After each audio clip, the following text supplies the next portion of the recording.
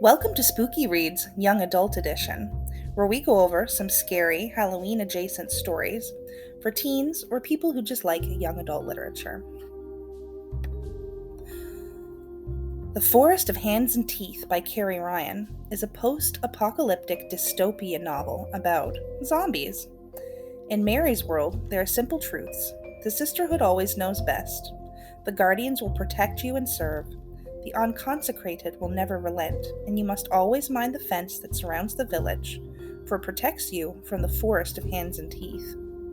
Good for fans of zombies, this story has lots of violence and is pretty dark. The first in a series, Miss Peregrine's Home for Peculiar Children by Ransom Riggs, is a best-selling, spine-tingling thriller with creepy pictures scattered throughout.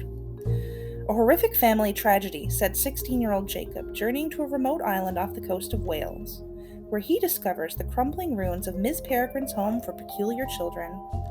As Jacob explores its abandoned bedrooms and hallways, it becomes clear that the children were more than just peculiar. They may have been dangerous. They may have been quarantined on a deserted island for a good reason, and somehow, impossible though it may seem, they may still be alive.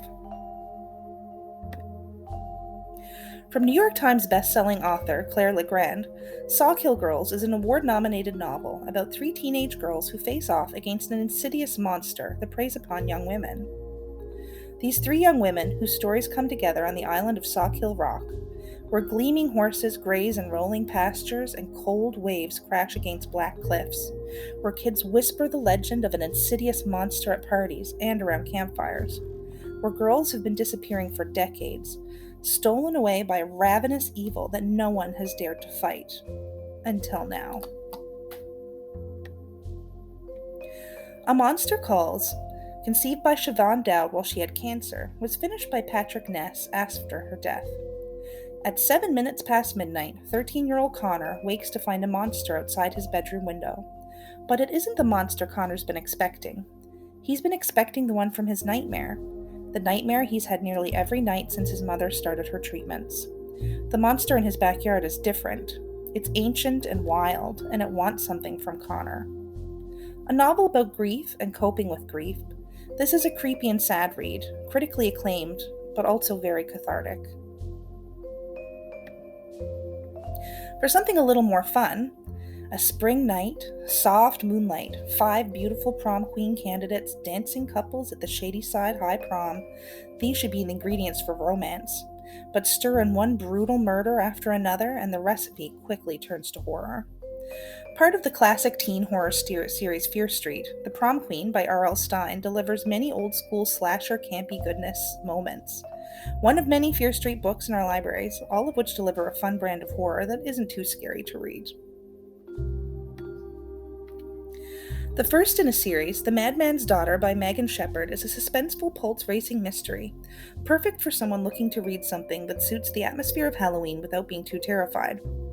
This riveting read follows Juliet, the daughter of the infamous Dr. Moreau, following accusations that her scientist father gruesomely experimented on animals.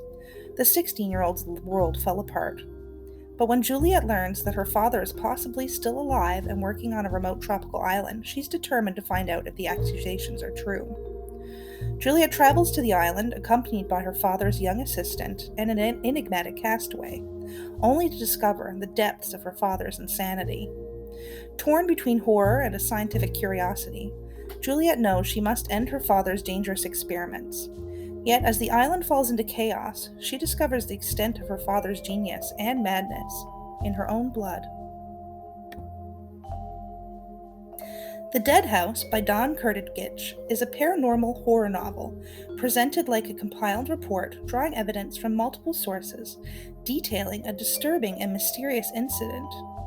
25 years ago, Elmbridge High burned down. 3 people were killed and 1 pupil, Carly Johnson, disappeared. Now a diary has been found in the ruins of the school, and the diary belongs to Caitlin Johnson, Carly's identical twin sister.